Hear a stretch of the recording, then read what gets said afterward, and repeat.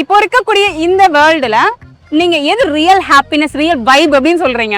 ஏங்க சொல்லுங்க. நீங்க சொல்லுங்க. அட நீங்க சொல்லுங்கண்ணா. ஏன் நீங்க சொல்ல மாட்டீங்களா?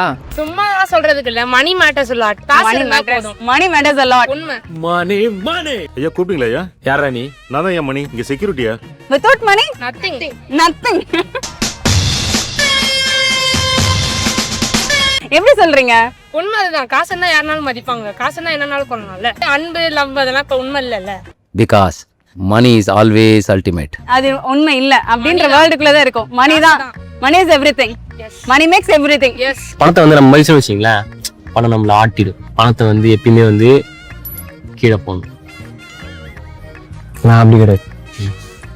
பாக்கெட்ல போட்டு